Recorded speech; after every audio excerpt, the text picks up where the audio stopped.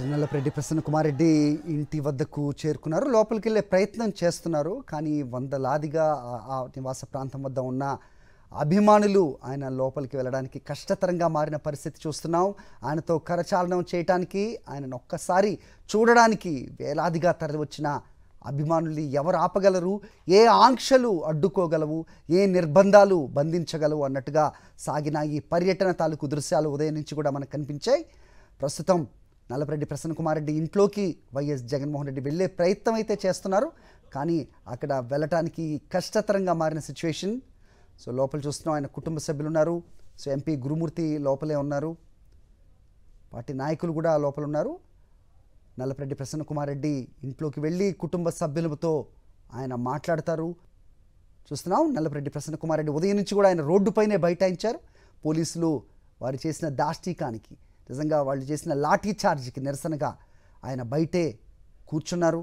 తమ నాయకుడు వస్తే అతనితో పాటే నేను ఇంట్లోకి వస్తానంటూ ఆయన కూర్చున్న పరిస్థితి ఉదయం నుంచి చూసాం మనం. ప్రస్తుతం ఆయన ఇంటి లోపలికి వచ్చారు. అని వైఎస్ జగన్మోహన్ రెడ్డి లోపలికి రావడానికి కష్టతరంగా మారిన సిచ్యువేషన్. వేల సంఖ్యలో వచ్చిన అభిమానులు ఆయన ముందుకి కదలనివ్వటం లేదు.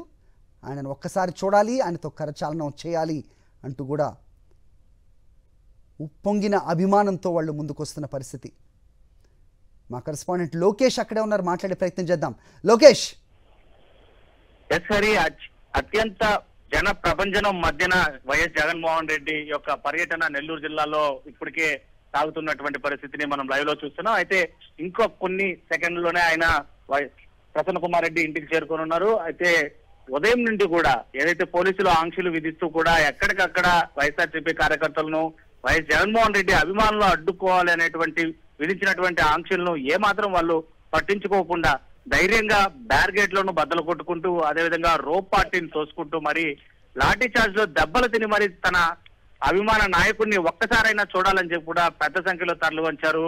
ఆ తరలి వచ్చినటువంటి జనాన్ని ఇంతసేపు మనము స్క్రీన్ల పైన చూసినటువంటి పరిస్థితి ఉంది. అందరికీ అభివాదం చేసుకుంటూ కూడా చిరునవ్వుతో వైఎస్ జగన్మోహన్ రెడ్డి ముందుకు సాగినటువంటి ప్రయాణం చూసాము. దాదాపు 6 కిలోమీటర్ల నుంచి 7 కిలోమీటర్ల మేర ఉండేటువంటి హెలిప్యాడ్ నుంచి సెంట్రల్ జైలు నుంచి ప్రసన్న కుమార్ రెడ్డి నివాసానికి మధ్య దూరానికి దాదాపు 2 గంటల సమయం వరకు కూడా వైఎస్ జగన్మోహన్ రెడ్డి యొక్క జర్నీ సాగింది. అంటే ఎంత మేర ప్రజలు అదేవిధంగా అభిమానులు ఆయనకి ఘన స్వాగతం పలికారు అనేది మనకు ఇట్లే అర్థమవుతుంది. అయితే ప్రతి చోట, ప్రతి పాయింట్ లోను, ప్రతి జంక్షన్ లోను, ప్రతి కూడల్లోనూ, అదేవిధంగా కనెక్టివిటీ రోడ్లలో కూడా పోలీసుల ఆంక్షలు కొనసాగుతూనే వచ్చాయి. అయితే దాన్ని ఏమాత్రం కూడా అభిమానులు కావచ్చు, కార్యకర్తలు కావచ్చు పట్టించుకోలేదు. పోలీసులు ఆంక్షల్ని బద్దలు కొట్టుకుంటూ కూడా తమ అభిమాన నేత కోసము వచ్చినటువంటి సంఘటనలు చూసాము. అదేవిధంగా కార్యకర్తల పైన కావచ్చు, అదేవిధంగా వైఎస్ఆర్సీపీ అభిమానుల పైన పోలీసులు సృష్టిస్తున్నటువంటి దాడులకు నిరసనగా కూడా మాజీ మంత్రి ప్రసన్న కుమార్ రెడ్డి జగన్మోహన్ రెడ్డి వచ్చేంత వరకు కూడా ఆయన నివాసం వద్ద ఉన్నటువంటి మెయిన్ రోడ్ లో మండుటెండలో కూర్చొని నిరసన వ్యక్తం చేసినటువంటి పరిస్థితి అయితే ఉంది. తమ అభిమాన నేత వస్తున్నాడు అనేటువంటి క్రమంలో చేరుకుంటున్నటువంటి అభిమానులను, కార్యకర్తలను ఏ విధంగా దాడి చేస్తారు, వారిపైన ఎలా లాఠీ చార్జ్ చేస్తారు అంటూ ప్రశ్నించినందుకు తన పైన కూడా పోలీసులు చాలా హార్ష్ గా ప్రవర్తించారని చెప్పి కూడా ఆయన తన నిరసనలో తెలిపినటువంటి పరిస్థితి ఉంది.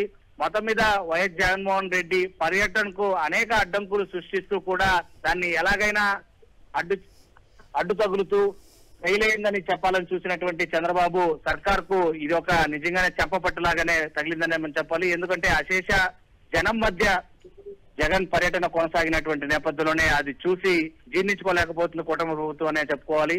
మొత్తం మీద కొద్దిసేపట్లోనే ప్రసన్న కుమార్ రెడ్డి ఇంటికి జగన్మోహన్ రెడ్డి